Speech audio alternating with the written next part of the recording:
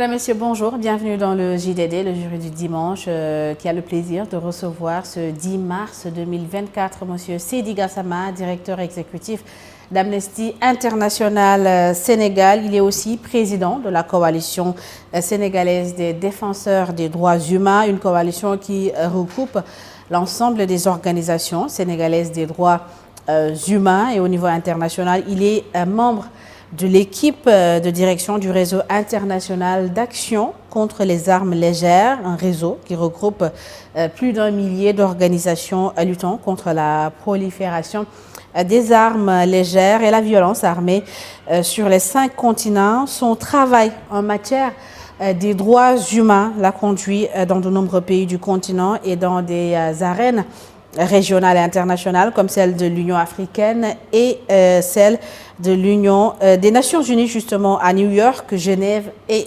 Vienne. Monsieur Seydi Gassama, bonjour et bonjour. Merci. Bonjour Aïssata, merci pour l'invitation. Alors, nous allons démarrer justement par la formation d'un nouveau gouvernement. Après sa nomination mercredi dernier, le Premier ministre, Maître Sidiki Kaba, a formé un nouveau gouvernement. 34 ministres, 4 priorités, dont l'organisation d'une bonne élection présidentielle selon le Premier ministre. Quelle est, à votre avis, justement, Seydi Gassama, la pertinence de mettre en place un gouvernement, surtout de cette taille à quelques jours de la présidentielle?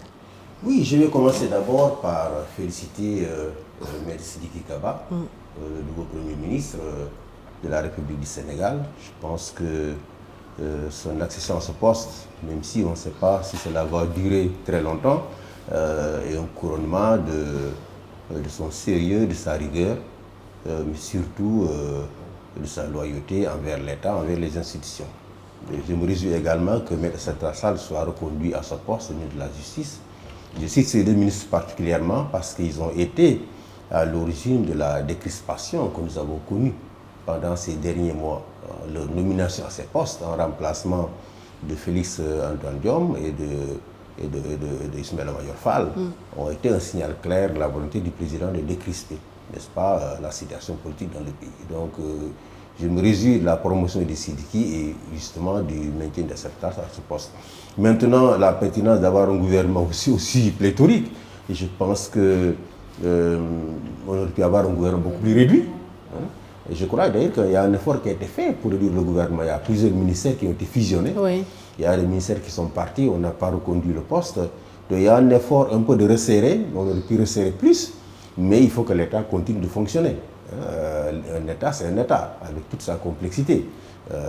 Chaque jour, l'État doit fonctionner et il faut qu'il y ait des hommes et des femmes qui tiennent la barque bien au point pour que l'État continue à marcher. Donc pour vous, c'est normal que le gouvernement compte 34 ministres, même si la présidentielle approche et même si on va inéluctablement vers un changement de régime? Oui, on aurait pu resserrer plus, mais encore une fois, un État, c'est différents services. On est surtout dans une période d'incertitude où tous les jours il y a de nouveaux rebondissements. Donc il faut mettre en place des hommes et des femmes qui puissent faire face à tous les rebondissements auxquels on pourrait être confronté.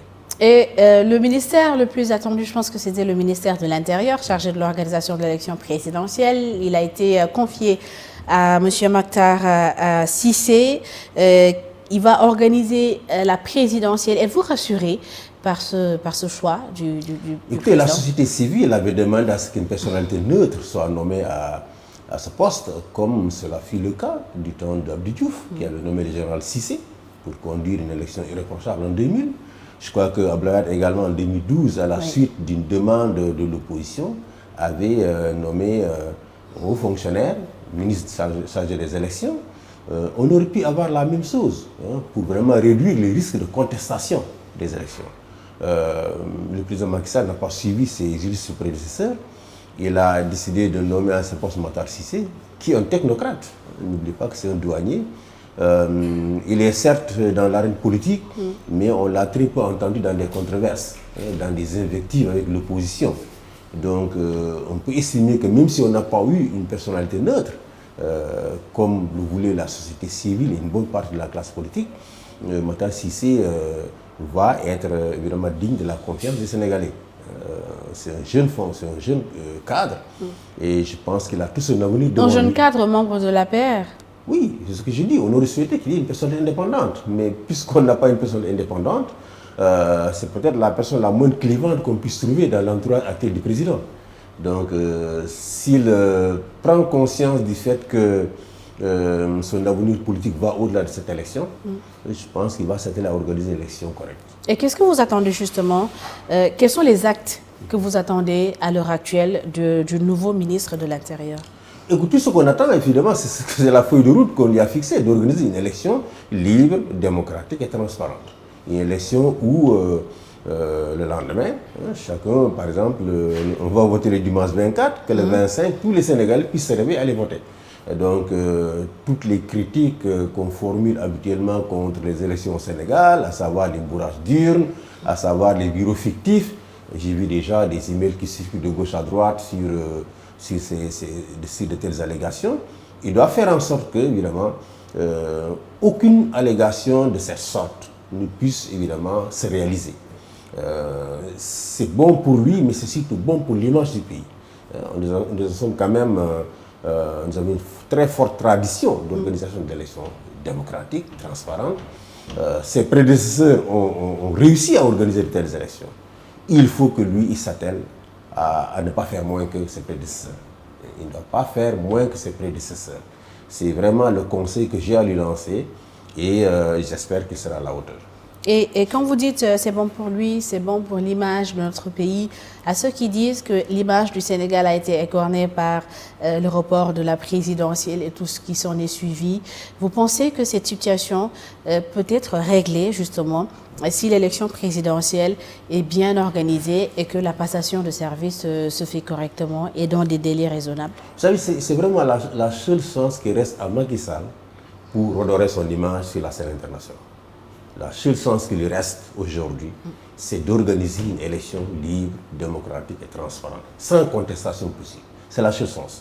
Parce que, encore une fois, ce qui s'est passé avec, évidemment, ce décret annulant la convocation du corps électoral, je crois que c'est le 3 février, ça a été une catastrophe.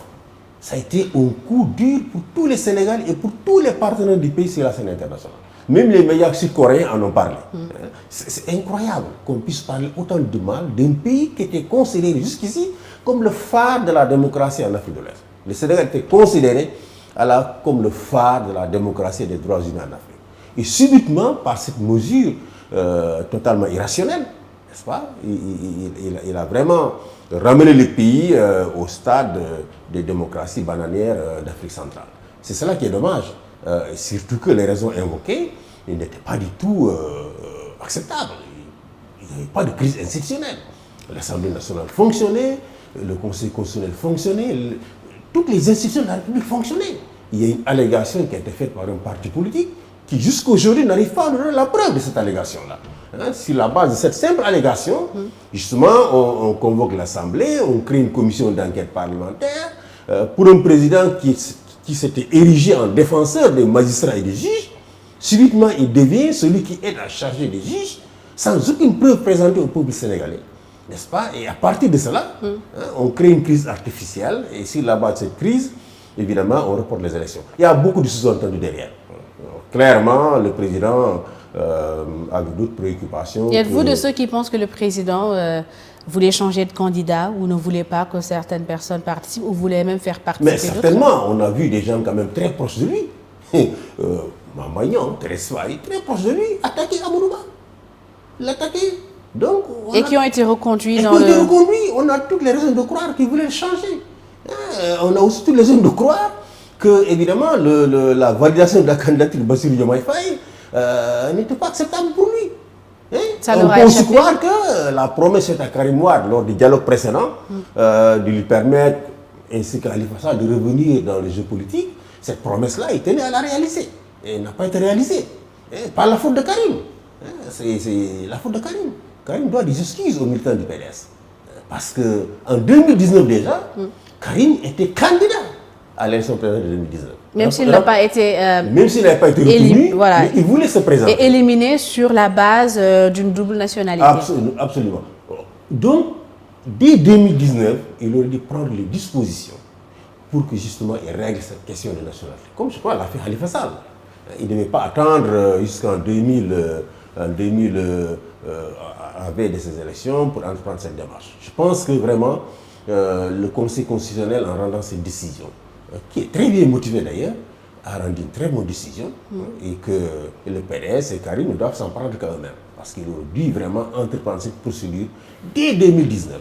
Dès l'instant où il avait été éliminé en 2019 et qu'il avait pour ambition de rester le porte-étendard du PDS, n'est-ce pas, il devait entreprendre cette décision-là, cette procédure pour se libérer de la société française. Au lieu de cela, nous avons entendu des débats totalement inutiles sur des situations de quelqu'un qui est né français parce que sa mère est française et de quelqu'un qui a acquis une nationalité. C'est un débat totalement inutile. Hein? Le débat qu'il fallait poser, que les cadres du PDS devaient poser, c'est vraiment... et vraiment, je crois que Doudouad...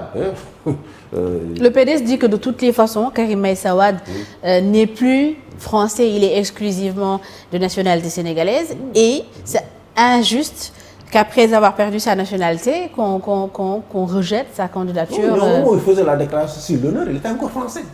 Vous savez, on est en droit, on n'est pas en politique, on est en droit. Les juges du Conseil constitutionnel, ce sont des magistrats. Ce ne sont pas, en tout cas pour la plupart, ce sont des magistrats. Et ils raisonnent sur la base des droits. Ils prennent des décisions sur la base des faits. Ils ne prennent pas les décisions en prenant en compte des considérations politiques. Il n'est plus français, c'est très clair, au moment où sa candidature devait être validée. Mais au moins il faisait la déclaration sur l'honneur. Tout comme Rose Wardini, il n'était pas encore exclusivement sénégalais. Donc, on ne peut pas, sur la base de tout cela, décider qu'il faut reporter les élections, créer une crise institutionnelle qui n'existe pas. Aujourd'hui, vraiment, miner l'image du pays au niveau international. Aujourd'hui, nous rasons les murs. Tous les Sénégalais rasent les murs, y compris nous qui critiquons ce gouvernement-là. Parce que notre fierté, c'était le modèle démocratique sénégalais. Même s'il était imparfait, nous le critiquons. Parce que nous avons vu quand même des journalistes français se donner à cœur joie quand même, expliquer que la démocratie sénégalaise était en réalité juste illusoire, qu'elle n'était pas réelle. Mais vous vous rendez compte, il y a eu cette menace du Sénat américain. C'est impensable. Le Sénat américain avait menacé plus de sanctions contre Yahya Jammeh. Mais que le Sénat américain arrive à menacer le Sénégal de prendre une motion obligeant son gouvernement à prendre des sanctions contre ceux qui entravent le processus électoral au Sénégal, c'est impensable. Le Parlement britannique a également demandé à ce qu'une motion soit votée. C'est impensable. L'Union européenne, etc. C'est impensable. C'est impensable. Donc, vraiment, Macky Sall doit des excuses au peuple sénégalais. Il nous doit des excuses. Nous n'accepterons ces excuses que si Macky Sall organise une élection libre, démocratique et transparente et transmet le pouvoir de façon ordonnée à son successeur. S'il n'y a pas évidemment une victoire au premier tour et qu'il doit y avoir un deuxième tour, comme le Conseil constitutionnel l'a déjà indiqué, que le président de l'Assemblée puisse continuer le processus et transmettre le pouvoir de façon ordonnée. Alors, le Conseil constitutionnel, qui a un rôle quand même important dans le processus électoral, est-ce que vous pensez que les accusations qui ont été faites au Conseil constitutionnel vont avoir un impact sur la crédibilité et du processus électoral? Mais pas du tout. Jusqu'à ce jour, on n'a aucune preuve de ces accusations. Quand vous voyez les gens du PDS dans les débats à la télé, ils sont tous très prudents. Parce qu'ils savent ce qu'ils attendent. Vous accusez ouvertement un magistrat d'être corrompu, mais il porte plainte contre vous. Cela dit, j'en profite pour vraiment lancer des pics au parquet. Il y a combien de gens qu'on a arrêtés, qu'on a mis en prison, simplement parce qu'ils ont critiqué des magistrats. Bassirou Diomaye Faye lui-même a été envoyé en prison, n'est-ce pas, avant que, évidemment, la procédure contre lui-même ne soit... qu'on fasse jonction de sa procédure et celle de Sonko, il était en prison parce qu'on l'a accusé de faire outrage aux magistrats, de dénigrer l'institution judiciaire. Mais là, on a des accusations particulièrement graves contre l'institution judiciaire et on ne voit rien du tout. Je ne dis pas qu'il faut aller arrêter les députés du PDS, non. Mais encore une fois, c'est du deux poids, deux mesures. Quand on est proche de Macky Sall, quand on fait l'affaire de Macky Sall, on peut critiquer ouvertement des magistrats sans que ça soit une outrage aux magistrats. C'est des députés quand même, ils ont... Oui, oui, mais même avant les députés, on a vu le juge Keita qui avait rendu une décision condamnant Ousmane Sonko, je crois, 3 mois de prison avec sursis. Qu'est-ce qu'on n'a pas écrit sur lui? Qu'est-ce qu'on n'a pas écrit sur lui? Donc, là aussi, c'est un des mal de ce pays, la justice. La justice doit être réformée, absolument réformée. Et quelles sont les réformes, justement, qui pourraient rendre cette justice indépendante et crédible? Mais absolument, les réformes, elles ont été proposées par la Commission nationale de réforme des institutions. Et ces réformes ont été rejetées par Macky Sall, si le conseil d'Ismaïla Madior Fall, qui a rejeté ces réformes-là. La réforme visait justement à faire en sorte que le président ne siège plus au Conseil supérieur de la magistrature, parce que c'est ce conseil qui gère la carrière des magistrats, les affectations, les promotions. C'est ce conseil qui le fait. Et ce conseil est présidé par Macky Sall, président de la République du Sénégal, et le vice-président de ce conseil, c'est le ministre de la Justice. Donc ils ont la haute main sur la gestion de la carrière des magistrats. Et en tant que tel, ils ont un pouvoir d'influence sur justement le comportement des magistrats. En ce qui concerne maintenant d'autres, évidemment, d'autres problèmes qui sont posés par la réforme, il y a cette question d'une immobilité des juges du siège qui n'est plus respectée du tout, n'est-ce pas, dans ce pays. Il y a la question du parquet. Nous estimons que le parquet ne doit plus être sous l'autorité du garde des Sceaux. Tous les magistrats du parquet, n'est-ce pas, doivent être sous l'autorité justement de l'avocat général, c'est-à-dire le procureur le plus élevé, de l'institution du jugement le plus élevé. En ce moment, c'est peut-être le rôle que joue Ousmane Diagne.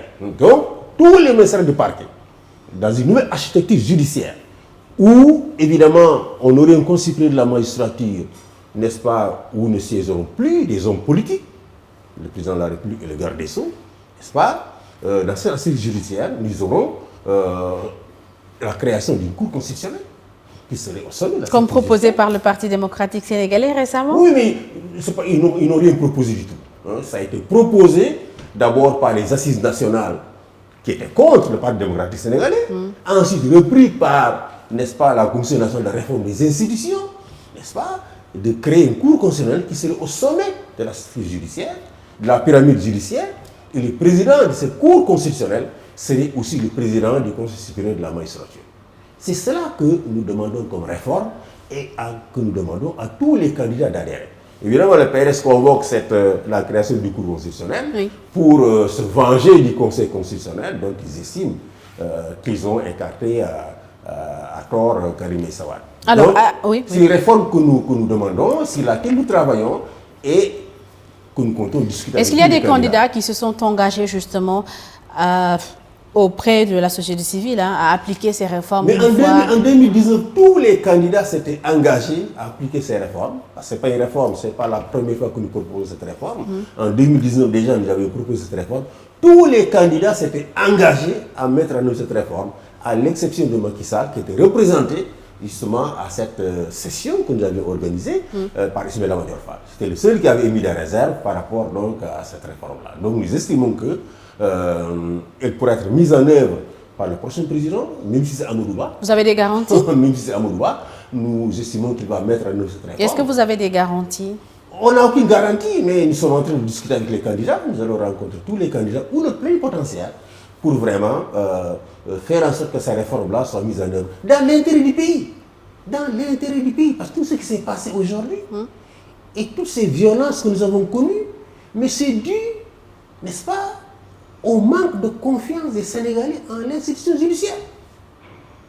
Toutes les violences que nous avons connues. Alors, c'est le manque de confiance des Sénégalais de façon générale à l'institution judiciaire ou le manque de confiance des acteurs politiques sénégalais à l'institution judiciaire? Mais des citoyens eux-mêmes. Quelles sont ceux qui manifestaient dans les rues? C'était des citoyens. La plupart des manifestations étaient spontanées. Mais ils oui, on dit Ousmane Sonko. Oui. Les manifs de février, Ousmane Sonko était en prison depuis très longtemps. Bassirou Diomaye Faye en prison depuis très longtemps. Donc, je crois que les membres des forces de défense et de sécurité de ça, j'ai écouté une interview de Général Moussa Fall qui disait que les manifs étaient parfois spontanés et que les citoyens pensaient que c'était une manière pour eux d'exprimer leur désaccord. Écoutez, ce sont les citoyens qui considèrent que l'institution judiciaire était instrumentalisée par le pouvoir politique. C'est pour cela qu'ils ont adoré au mot d'ordre. des hommes politiques. C'est ce qui manifestaient, ils n'ont rien à voir avec PASTEF. Ces gosses de 12 ans, 13 ans qui manifestaient, ils n'ont rien à voir avec PASTEF. Donc, mais c'est les citoyens qui estiment que, justement, l'institution judiciaire a été plusieurs fois utilisée contre des personnes, contre d'abord Karim Wade lui-même, ensuite contre Khalifa Sall, et ensuite contre Ousmane Sonko. Et ils ont dit, cette fois-ci, ça suffit. On ne va pas accepter. C'est cela qui nous a conduit à toutes ces violences que nous avons connues. Donc, il faut réformer les institutions judiciaires. C'est une obligation du futur président, quel qu'il soit. Et nous allons vraiment insister. Est-ce que cela doit être la priorité même mais du prochain c'est une priorité président? parce qu'il va de la stabilité du pays. Un pays ne peut pas se développer sans la stabilité. Or, la stabilité du Sénégal aujourd'hui dépend de la confiance que les citoyens ont en l'institution judiciaire. Dans une démocratie, l'institution judiciaire est la seule habilité à arbitrer des conflits. Et lorsque les arbitres, les citoyens doivent adhérer. Mais pour qu'ils adhèrent, il faut qu'ils aient confiance dans l'institution.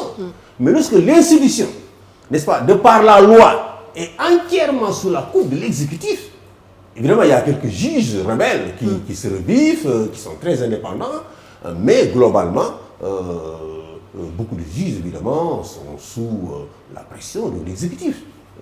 Pression énorme de l'exécutif qui peut s'exercer de différentes manières, y compris par justement le non-respect de l'inamovibilité des juges du siège. Voilà, en plus, évidemment, de la mainmise et le constitutionnel dans l'administratif. Alors, on va reculer de quelques jours. Mercredi dernier, quand même, un jour historique de l'histoire du Sénégal. Le mercredi 6 mars, le Conseil constitutionnel a rejeté les conclusions du dialogue national qui proposait entre autres la tenue de la présidentielle le 2 juin et n'excluait pas une reprise partielle du processus électoral. Le Conseil a, dans sa décision, maintenu la liste des 19 candidats retenus le 20 janvier et précisé que l'expression « les meilleurs délais » qui avait fait beaucoup de débats renvoie à la tenue de l'élection présidentielle avant le 2 avril. Obligeant peut-être par la suite le président de la République, Macky Sall, à fixer la date de la présidentielle au 24 mars 2024, une date acceptée par le Conseil constitutionnel lui-même qui proposait la date du 31 mars. Alors, quelle appréciation, Seydi Gassama, faites-vous de tous ces événements qui se sont passés le mercredi 6 mars? Je crois que le Conseil constitutionnel a sauvé la démocratie sénégalaise. Le Conseil a sauvé la démocratie sénégalaise. La démocratie sénégalaise était en danger et le Conseil, n'est-ce pas, l'a sauvé. Et le Conseil a redonné confiance aux Sénégalais, a redonné la confiance dans nos institutions. C'est cela qui s'est passé. Parce que tous les débats qu'il y a eu sur les délais raisonnables, tout le monde sait que les délais raisonnables, c'est d'organiser l'élection avant le 2 avril. C'était un débat de mauvaise foi auquel moi je n'ai jamais accepté de me prêter. Tout le monde sait que les délais raisonnables, ce n'est pas 3 mois, ce n'est pas 6 mois, ce n'est pas 1 an. C'était d'organiser des élections avant, évidemment, la date de fin de mandat du président. Et je crois que le président a très bien fait de se conformer à ces décisions en fixant l'élection pour le 24 mars. C'est vrai qu'on aura moins de jours pour faire battre 12 jours de campagne. Cela n'est pas, de mon point de vue, important. 80% des Sénégalais savent à peu près pour qui ils voteront. 80% des Sénégalais. Donc, que ce soit 10 jours de campagne, une semaine de campagne électorale, on doit pouvoir aller vers cette élection et la dépasser. Il a dépassé. Le plus important pour les ménages, c'est que l'économie de ce pays fonctionne. Il faut que l'économie fonctionne. La finalité de la politique, c'est d'arriver à créer les conditions de bien-être économique et social des citoyens. Et pour que l'économie puisse fonctionner, il faut qu'il y ait la stabilité. On ne peut pas passer notre temps dans une campagne électorale permanente. Cela fait 1 an qu'on est dans des disputes politiques.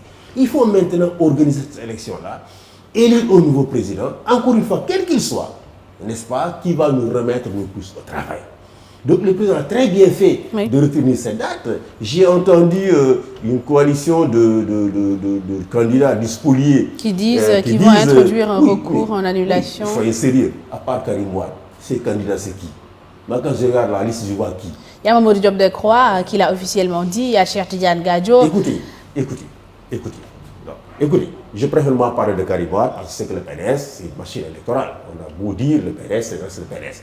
Ne me parlez pas vraiment des autres candidats. Ne me parlez pas des autres candidats. Pensez qu'il ne pèse rien sur l'échiquier politique? Écoute. le seul candidat qui possède spolié et représentatif aujourd'hui, c'est Karim Wade. Il n'y a pas un autre. Et peut-être le maire de notre Diobass, Alioune Sarr, j'ai vu sa photo dans la liste. Les autres, ils sont quoi? Ils sont même pas maires d'une commune d'arrondissement. Même pas maire d'une commune d'arrondissement. Alors il faut arrêter. Il faut arrêter. Il faut qu'ils comprennent une chose.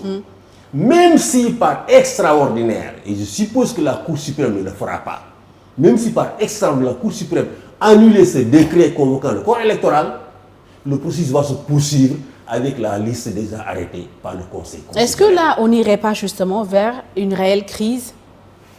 Il n'y aura aucune crise. Le Conseil constitutionnel va maintenir sa décision. Les décisions du Conseil constitutionnel sont en dernier ressort, ils ne sont pas susceptibles de recours. Pas susceptibles de recours. Donc, le Conseil va continuer le processus avec les mêmes candidats. Rien ne changera. On va proclamer une nouvelle date et ce sera la même liste de candidats qui sera maintenue par le Conseil constitutionnel. Donc, de grâce, il faut que les hommes politiques comprennent, n'est-ce pas, que le Sénégal est au-dessus de leurs petites personnes. Le Sénégal est au-dessus de leurs petites personnes. Et que toutes les turpitudes de la classe politique, tous les manigances de la classe politique, n'est-ce pas, le dernier mot revient au peuple sénégalais. Le dernier mot revient au peuple sénégalais. Calme, n'est-ce pas, tous ces moments qui sont dans les marchés, les gens qui sont dans les bureaux, c'est eux le peuple sénégalais. Et si les acteurs politiques, le PDS notamment, et les candidats qui se disent spoliés, continuent dans leur logique et continuent justement jusqu'au bout du processus, est-ce qu'on ne va pas justement vers des contestations assez sérieuses de cette élection? Les seules contestations sérieuses que nous attendons, c'est celles des candidats qui vont à l'élection présidentielle. Ce sont les seules contestations. Les autres contestations, j'ai vu des menaces d'occuper la rue. Il faut qu'ils comprennent. Ousmane Sonko est quand même éliminé. Karim Wade n'est pas le seul candidat éliminé. Ousmane Sonko est éliminé. Qui a éliminé Ousmane Sonko? C'est la justice sénégalaise qui a éliminé Ousmane Sonko.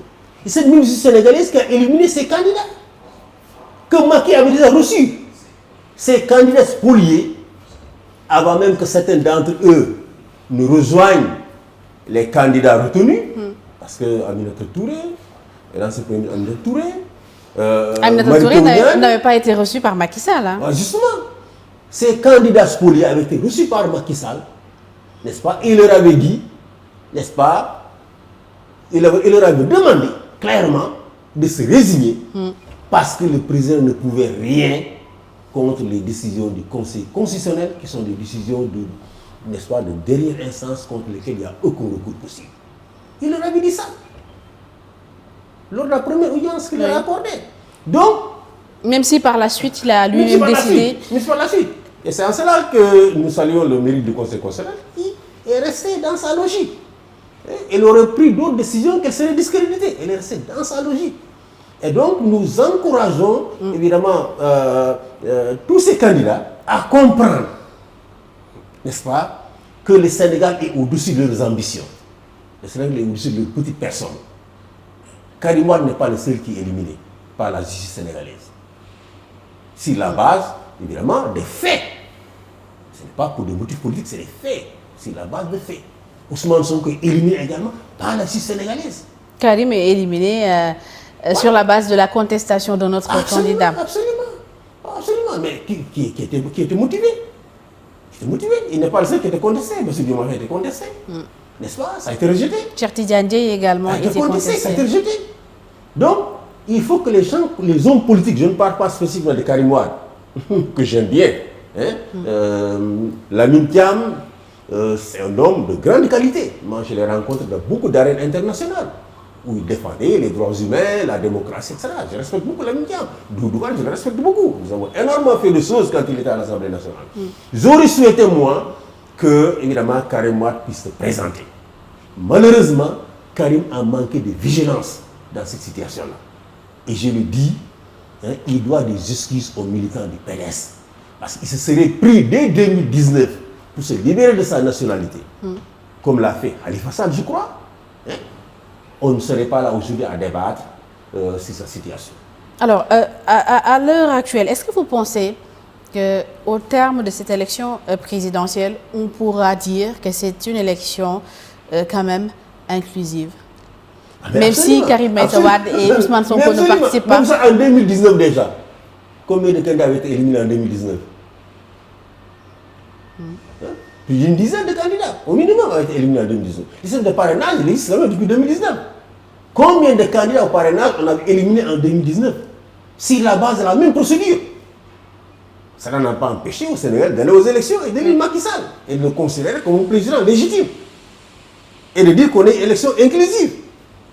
Il n'y a rien de nouveau entre 2019 et 2023-2024. Rien de nouveau n'a changé. Il y a eu le dialogue national. Hein? Lequel? Le premier dialogue? Oui, qui a permis à Khalifa Sall d'être candidat. Oui, mais ce dialogue déjà, ce n'était pas un dialogue qui visait à, évidemment, à créer les conditions de paix dans le pays. Je suis désolé, moi j'ai déjà dit ce que je pensais de ce dialogue. Lorsqu'un président, à l'ouverture du dialogue, dit devant toute l'assistance qu'au guerre de Sandaya Aé, vous savez clairement que ce président n'est pas dans la logique de rassembler les Sénégalais. Clairement. Bien. Qu'au guerre de Sandaya Aé, il n'est pas dans la logique de rassembler les Sénégalais. Quant au deuxième dialogue, ça n'avait absolument rien à voir, ça n'avait rien de dialogue national. C'est un dialogue de copains et de partisans. C'est tout. Quand je regardais la table des opposants qui étaient là-bas, je voyais qui? Je voyais Decroix, Gadio et la Diouf. C'est eux que je voyais parmi ici la table de l'opposition. Donc, ce n'était pas un dialogue national, c'était un dialogue de partisans du président et d'amis du président.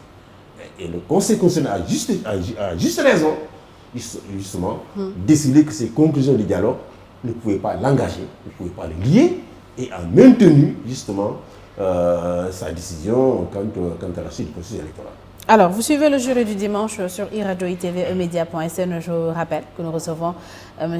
Seydi Gassama, directeur exécutif d'Amnesty International, section Sénégal. Alors, l'Assemblée nationale, Seydi Gassama, a adopté le projet de loi portant amnistie le mercredi 6 mars, une loi d'amnistie voulue par le président Macky Sall et qui vise à pacifier le pays. Elle concerne les actes liés aux violences politiques survenues entre le 1er février 2021 et le 25 février 2024. Comment est-ce que vous, en tant que directeur exécutif d'Amnesty International section Sénégal, vous percevez cette loi d'amnistie? Écoutez, nous considérons pas seulement Amnesty, mais toutes les organisations de droits humains du Sénégal, que ce soit les organisations nationales et internationales, toute la société civile, une bonne partie de la classe politique considère cette loi d'amnistie comme une prime justement à l'impunité. C'est une prime à l'impunité parce qu'on ne peut pas prendre une loi d'amnistie pour effacer des actes particulièrement graves qui ont eu lieu dans ce pays entre 2021 et 2024 sans qu'on ne connaisse la vérité. Il y a quand même près de 60 Sénégalais qui ont perdu la vie, civils et militaires. Quand nous disons 60, nous mettons dedans les militaires, les policiers qui ont perdu la vie. Et cela, c'est entre mars 2021 mais et absolument, maintenant. Et 2024. Donc, on ne peut pas passer par perte de profit ces décès. Les familles, il y a quand même une quinzaine de familles qui ont déposé la plainte. Certains ont déposé plainte depuis au moins 2 ans auprès des juridictions sénégalaises. Aucun acte d'instruction n'a été posé. Elles font pression pour que les juges d'instruction posent des actes d'instruction. N'est-ce pas? Et on vient leur dire, on a adopté une loi d'amnistie, votre plainte est nulle, vous ne pouvez plus en parler. On dit aux juges, vous ne pouvez plus en parler. Et comment pensez-vous que les familles vont évidemment prendre cette loi-là? Cette loi n'a pas pour but de pacifier. Mais est-ce que ce n'était pas le prix à payer pour pacifier, garantir la paix et la stabilité de ce pays? Écoutez, nous pensons qu'une loi d'amnistie, il y a beaucoup de gens qui me disent, vous vous appelez amnistie, et pourquoi vous êtes contre les lois d'amnistie? Nous ne sommes pas contre les lois d'amnistie, mais l'amnistie doit survenir après que justice et réparation aient été rendues aux victimes. On évoque la loi d'amnistie qu'il y a eu pour amener Mamoudou Dia au pouvoir dans la scène politique. Mamoudou Dia avait été condamné, jugé et condamné. Donc quelqu'un qui est jugé et condamné, si on l'amnistie, ça ne pose pas de problème. On parle de l'amnistie pour Clédor Sène et les autres, n'est-ce pas? Mais Clédor, n'est-ce pas? Et toutes les autres personnes qui avaient été mises en cause dans la mort de Métissé, il y a un procès pour l'affaire Métissé. Il y a un procès, des gens ont été condamnés. Et la loi d'amnistie est venue après. Et même la victime, Babacar Seye, sa famille a été indemnisée. Idem pour les gens qui ont tué les policiers. Et c'est le boulevard Général de Gaulle. Il y a quand même des gens qui avaient été arrêtés et condamnés, des Moussachidines, à la suite de cette affaire. N'est-ce pas? Qui jugé et condamné. Donc, une fois qu'il y a eu justice, une fois qu'il y a eu réparation, On n'est pas contre les amnisties. Donc pour vous, ce n'était pas le moment. L'amnistie pour effacer des crimes sur lesquels on ne sait absolument rien, n'est-ce pas? C'est la meilleure garantie de répétition de ces crimes-là. C'est le message que vous envoyez aux forces de défense et de sécurité, que vous envoyez à tous les fonctionnaires pour dire, vous pouvez faire les mêmes crimes dans 1 an, dans 2 ans, dans 3 ans, on prendra une loi d'amnistie pour les effacer. Vous ne courez absolument rien, on prendra une loi d'amnistie pour tout effacer. C'est pour cela que nous sommes contre cette loi d'amnistie, que nous considérons comme un affront, n'est-ce pas, pour toutes ces victimes, pour toutes les familles, et nous disons au peuple sénégalais que si le but de Macky Sall, c'est de libérer les détenus, si il entend réconcilier la société sénégalaise en libérant les détenus, il dispose de moins. Le parquet dispose de moins pour sortir toutes ces personnes de prison. On a quand même sorti près de 700 personnes de prison, n'est-ce pas, de façon massive, sans avoir besoin d'une loi d'amnistie. Donc la loi d'amnistie, elle n'a qu'un objectif, protéger les membres de forces de défense et de sécurité, protéger ceux qui ont peut-être brûlé le bus et tué deux enfants innocents. Les protéger de quoi? Protéger les gens qui ont cassé les stations d'essence, etc. Les protéger de quoi? Contre les poursuites judiciaires. Contre les poursuites judiciaires, justement, et les condamnations. Les roules. C'est eux qu'on a cherché à protéger. Donc, ce n'est pas destiné à réconcilier les Sénégalais, c'est destiné à accorder des protections, n'est-ce pas, à ceux qui ont commis de graves atteintes aux droits humains, et évidemment à ceux qui donnaient des ordres pour que ces atteintes soient commises. Et maintenant que c'est fait, est-ce qu'Amnesty prévoit quelque chose justement pour contester cette loi d'amnistie qui a déjà été votée? Et puis nous sommes en train de discuter avec les collègues de la société civile pour que, évidemment, cette loi ne consacre pas l'impunité pour les membres de forces de défense et de sécurité. Je ne sais pas dans quelle mesure nous pourrions faire un recours contre cette loi. Nous allons évidemment étudier toutes les possibilités. Mais surtout, nous comptons, n'est-ce pas, avec les associations de victimes qui sont en ce moment d'ailleurs à l'esplanade de la mairie de Parcelles-Assainies en train d'organiser un camil collectif, n'est-ce pas, en la mémoire des victimes. Nous comptons avec les familles, n'est-ce pas, faire des recours, n'est-ce pas, au niveau de la Cour de la CEDEAO, mais aussi faire un recours au niveau du Comité des droits de l'homme des Nations Unies. Vous savez, au niveau des Nations Unies, surtout au niveau du Comité des droits de l'homme, lorsque vous avez été torturé ou lorsque vous avez perdu un parent, vous pouvez faire des recours lorsque vous avez épuisé les voies de recours au niveau national. Donc il faut qu'au niveau national, vous ayez fait toutes les voies de recours possibles pour pouvoir saisir les Nations Unies. Maintenant que la loi d'amnistie met fin à tous les recours possibles au niveau du Sénégal, nous allons prendre tous les cas, bien qui sont très bien documentés, nous allons les prendre, n'est-ce pas, avec les avocats, nous les envoyons au Comité des droits de l'homme des Nations Unies. Pour que justement l'État du Sénégal soit condamné à accorder des réparations à ces familles-là. Parce que un mécanisme de réparation a été annoncé au Sénégal. Nous tenons à rappeler que ce n'est pas la première fois qu'on parle d'un mécanisme de réparation au Sénégal. Ce mécanisme renvoie à quoi? À l'agence judiciaire de l'État. Or, en 2011, en 2012 plutôt, pour les personnes qui ont perdu la vie lors des événements qui ont précédé l'arrivée de Macky Sall au pouvoir, l'agence judiciaire de l'État a convoqué toutes les familles et leur a dit, l'État a décidé d'allouer 5 millions de francs CFA à chaque victime et à chaque famille de victimes. C'est à prendre ou à laisser. Mais beaucoup de familles ont refusé de prendre.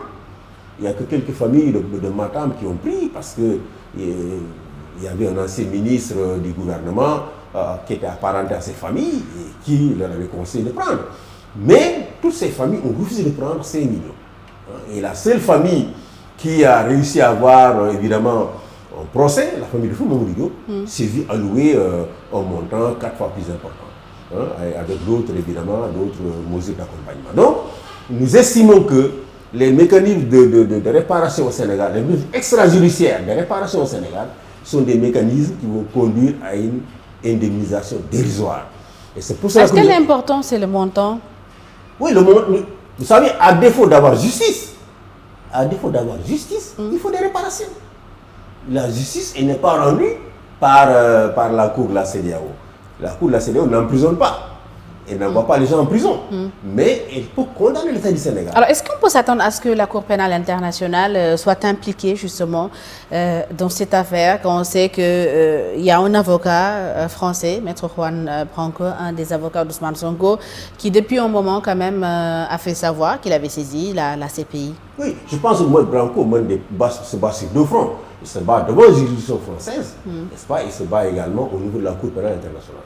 En ce qui concerne la Cour pénale internationale, vous savez, elle n'est compétente que pour les crimes contre l'humanité, les crimes de guerre, n'est-ce pas? Les crimes d'agression, les crimes d'apartheid.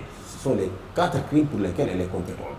Donc, il faut que le procureur qui va analyser les faits qui lui sont soumis puisse conclure que ces faits, n'est-ce pas, peuvent être considérés comme un crime contre l'humanité. Et donc, on ne peut pas préjuger de ce que le procureur va dire au sujet de la démarche de Juan Branco.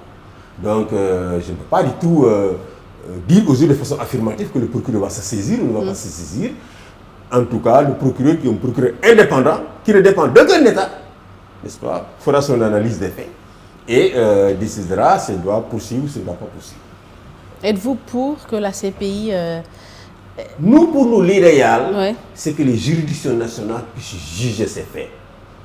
Le nombre de personnes décédées ne dépasse pas 60. Et si ces faits ont été amnistiés, si les instructions étaient données aux différents parquets du Sénégal pour enquêter sur ces faits, depuis 2021, tous ces cas auraient dû être jugés aujourd'hui. Donc, ce n'est même pas une centaine de cas, ce n'est pas des milliers de cas pour qu'on dise que les juridictions seront débordées, ils ne pourront pas les juger. C'est moins d'une soixantaine de cas. Et donc, ils sont parfaitement, il est parfaitement possible d'enquêter et de juger, n'est-ce pas, ces cas devant les juridictions sénégalaises. C'est vraiment des procès au niveau national qui permettent justement de conjurer ce genre d'événements. Parce que ces procès sont couverts par les médias. Les familles peuvent se réveiller chaque matin, aller au tribunal, assister. Les publics peuvent venir assister. Ce sont les procès au niveau national qui sont les plus importants. Et c'est pour cela que nous avons toujours prôné des procès au niveau national. C'est ce que nous avons fait en Gambie, en disant au gouvernement gambien très clairement que pour juger Yaya Jammeh et tous ses complices, il faut créer un tribunal. Même si c'est un tribunal hybride, il faut que ce soit un tribunal qui siège en Gambie. Et est-ce que vous comptez faire prendre des engagements aux candidats justement actuels pour que cette loi d'amnistie, qu'on puisse trouver des solutions pour pouvoir rendre justice? Mais absolument, c'est une demande que nous allons faire à tous les candidats. Tous les candidats, évidemment, nous allons faire cette demande. Je ne pense pas qu'il y ait un seul candidat aujourd'hui qui soit d'accord avec ce qui s'est passé ici depuis mars 2021. Même Amadou Ba ne va pas être d'accord avec ce qui s'est passé. Il y a tellement d'atrocités qui ont été commises dans ce pays que personne ne devrait être d'accord avec ce qui s'est passé. Personne, y compris Amadou Ba qui est le candidat du camp au pouvoir. Je ne suis pas sûr qu'il est d'accord avec ce qui s'est passé. Dans le camp de la paix, d'ailleurs, c'est le plus pacifique, dans tout le camp de la paix. C'est pour ça d'ailleurs que certains peut-être ne l'aiment pas dans le camp, mais c'est peut-être l'homme le plus raisonnable qui, arrivé au pouvoir, fera une rupture avec Macky Sall en ce qui concerne la gouvernance démocratique et la gouvernance des droits humains. Donc nous estimons que le prochain président devrait prendre en charge cette question, voir comment, n'est-ce pas, on peut faire éclater la vérité. On peut faire la lumière sur ce qui s'est passé. Et comment on peut accorder des réparations aux familles. Les réparations ne sont pas la chose la plus importante, mais elles sont quand même nécessaires pour les familles. Il y a des personnes qui sont décédées, qui ont laissé 2 ou 3 enfants. Il y a des personnes qui étaient le soutien de famille. N'est-ce pas? Leurs familles ont besoin de quelque chose pour prendre un départ. Ces veuves, elles ont besoin de quelque chose pour prendre un départ. Et prendre en charge les enfants. Acheter peut-être une maison, démarrer un commerce. Ils ont besoin justement de ces réparations-là. Donc, elles ne vont pas ramener en vie, évidemment, le parent qu'on a perdu, mais ils peuvent permettre aux enfants, aux orphelins, n'est-ce pas, ou aux parents âgés qui ont perdu un soutien, n'est-ce pas, de pouvoir vivre avec une certaine dignité. Et quelle est la position globale de Amnesty International sur cette affaire? Notre position globale, c'est que la loi d'amnistie, elle est inacceptable et que nous devons tout faire pour que justice soit rendue aux victimes. C'est ça notre position. Elle n'est pas spécifique au Sénégal. Nous dénonçons les lois d'amnistie partout dans le monde. En Amérique latine, Partout où elles sont prises, nous les dénonçons et nous les combattons. Alors, il y a quelques jours, Seydi Gassama, une enquête conjointe menée par Al Jazeera et la fondation Porcosa a révélé que le gouvernement sénégalais a utilisé une unité destinée à lutter contre la criminalité transfrontalière formée, équipée et financée par l'Union européenne pour réprimer les manifestations qui avaient lieu au Sénégal. Alors, comment réagissez-vous justement à ces allégations contre l'utilisation abusive de l'unité Garci pour réprimer des manifestations de citoyens au Sénégal? Ce ne sont même pas des allégations, c'est des faits avérés. C'est des faits avérés qui ont fait l'objet donc de ce travail des reporters de Al Jazeera à qui nous rendons d'ailleurs hommage.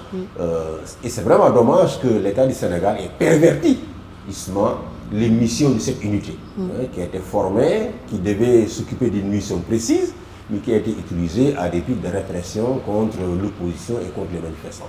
Nous pensons que l'Union européenne, que cette situation doit servir de leçon à l'Union européenne, qui doit faire en sorte que dans sa coopération avec les États, officiellement, l'Union européenne dit ne pas avoir de preuves quand même qu'il y a eu détournement d'objectifs. Oui, il faut qu'on soit sérieux.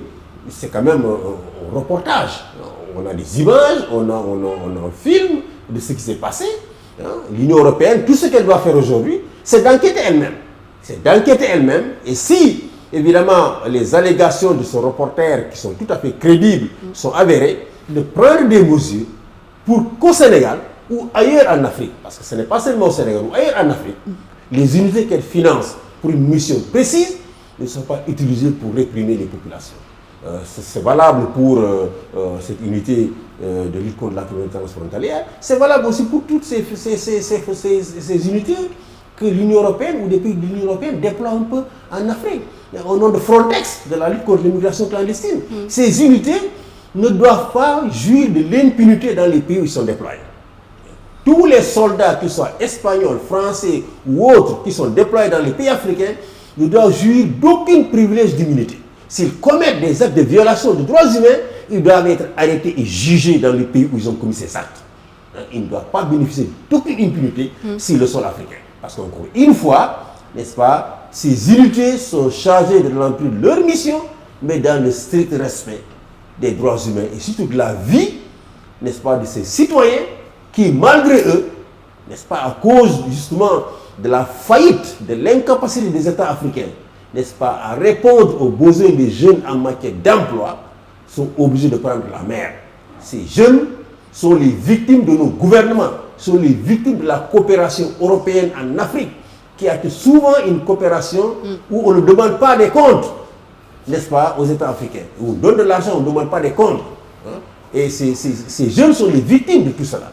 Et ils ne doivent pas perdre la vie parce que simplement ils sont pourchassés à mer pour les empêcher de partir. Je ne dis pas ce qui s'est passé, mais je chante juste de prévenir, évidemment, et le gouvernement du Sénégal, et les gouvernements africains, et les États membres de l'Union européenne, pour leur dire que si vous déployez des forces au Sénégal ou ailleurs en Afrique pour lutter contre l'immigration clandestine, ces forces ne doivent avoir aucune immunité. Si elles commettent des actes d'atteinte à la vie humaine sur le sol africain, ils doivent être jugés sur le sol africain. Et à votre niveau, est-ce que votre organisation compte faire quelque chose quand même pour votre organisation, qui est une organisation de lutte pour le respect des droits humains, a prévu de faire quelque chose pour tirer au clair cette affaire?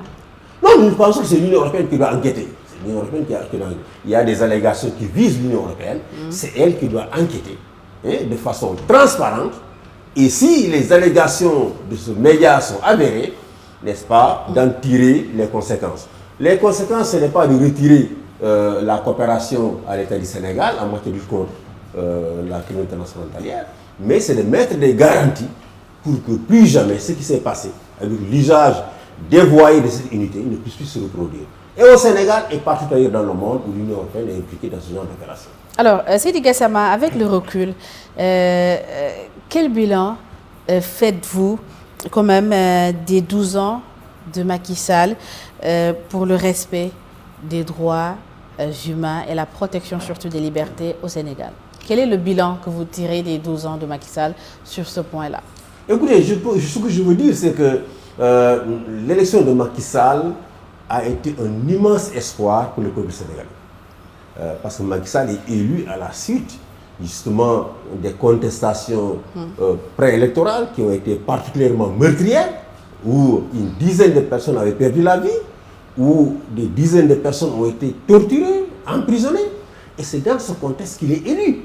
Et quand il a été élu, les premiers moments ou les premières années, il a quand même posé des actes extrêmement prometteurs. Et il a fait des déclarations extrêmement prometteurs. N'est-ce pas? La patrie avant le parti. Des slogans. C'était un président jeune, né après les indépendances.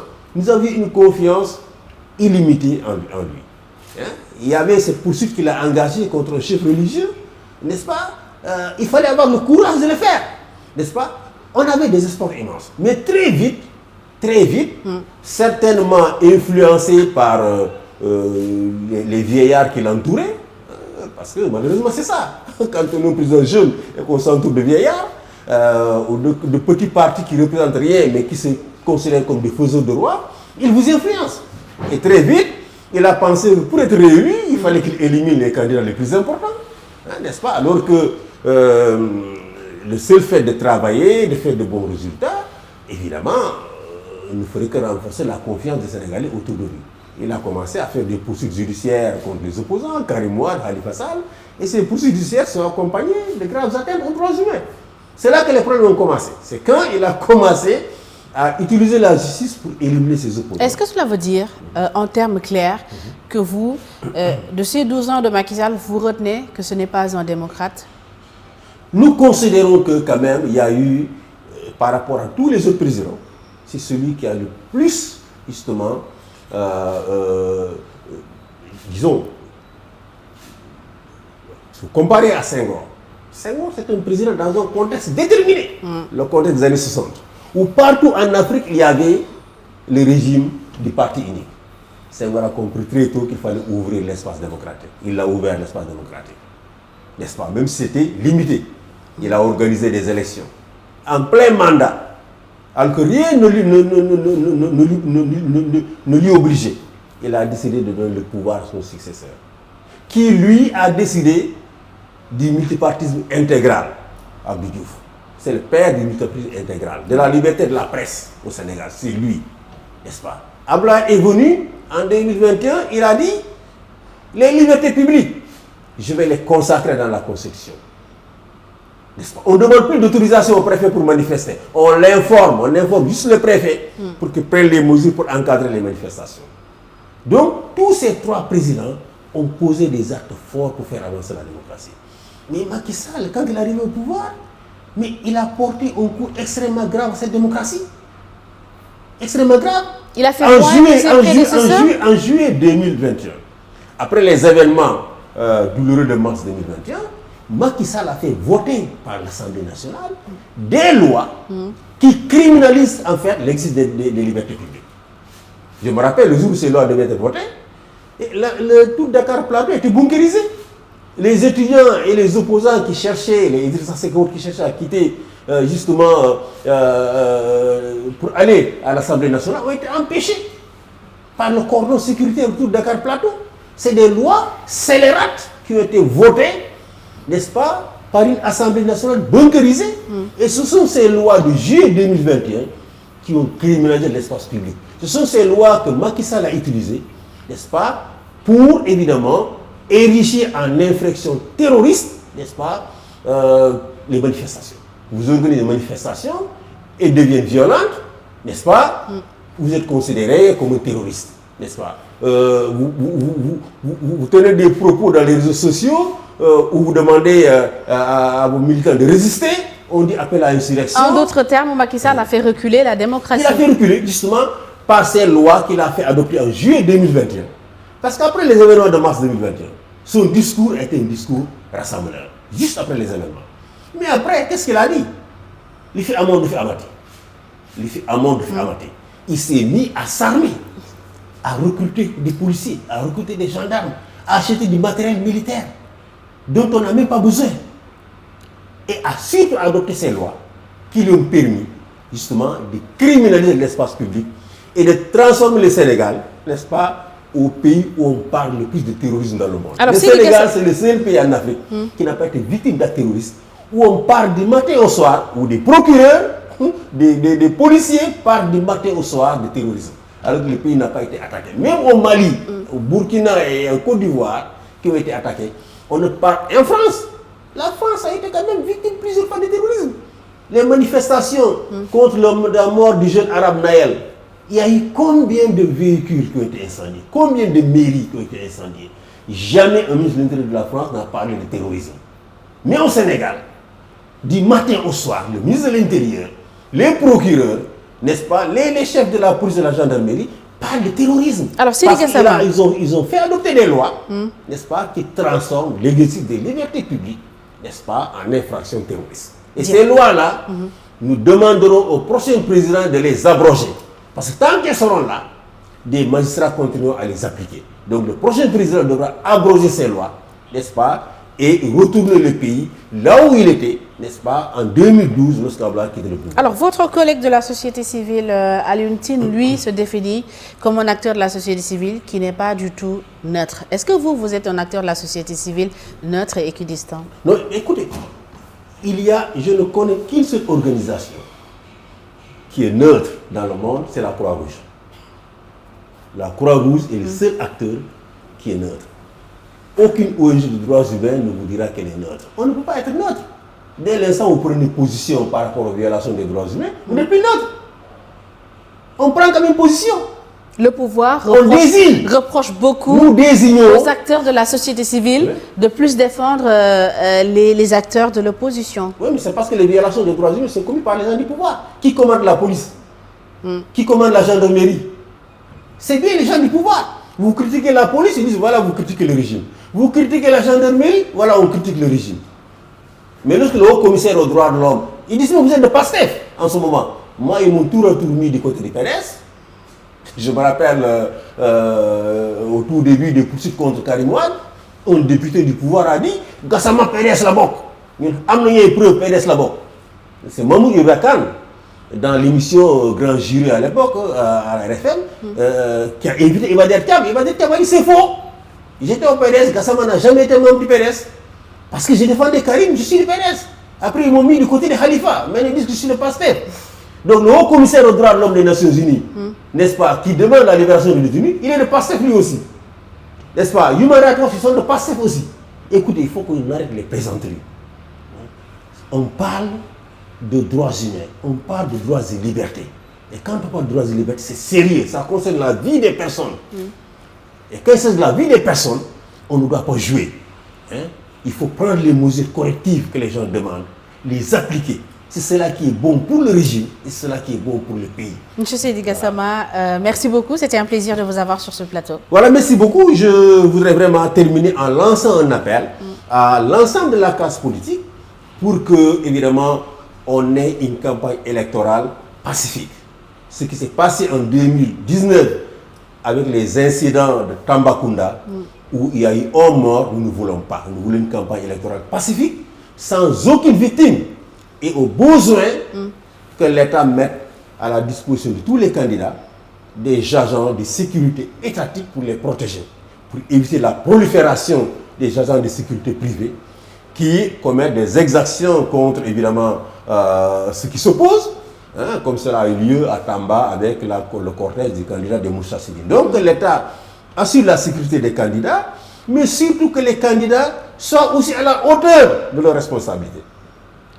Un candidat qui ne peut pas avoir un représentant dans tous les bureaux de vote ne peut pas parler de fraude devant les Sénégalais. Nous, les citoyens sénégalais, notre seule mission, c'est de nous réveiller le 24 et d'aller voter. Et une fois que nous votons, nous rentrons chez nous. Bien. La sécurité du vote, la présence dans les bureaux de vote, c'est leur responsabilité. S'ils ne le font pas, il ne faudrait pas que le 25, on se réveille, on nous dise il y a un bourrage d'urne à Matam, il y a un bourrage d'urne à Kanel ou il y a des bourrages d'urne dans Lubundu. On n'acceptera pas cela. Qu'ils assument leur responsabilité, qu'ils soient présents dans tous les bureaux de vote et que le 25 au matin, chaque Sénégalais puisse se réveiller et aller à son boulot tranquillement. Merci beaucoup, Seydi Gassama. Merci à toute l'équipe technique. Merci à nos auditeurs, nos téléspectateurs et nos internautes. Le JDD, c'est terminé. On se retrouve la semaine prochaine.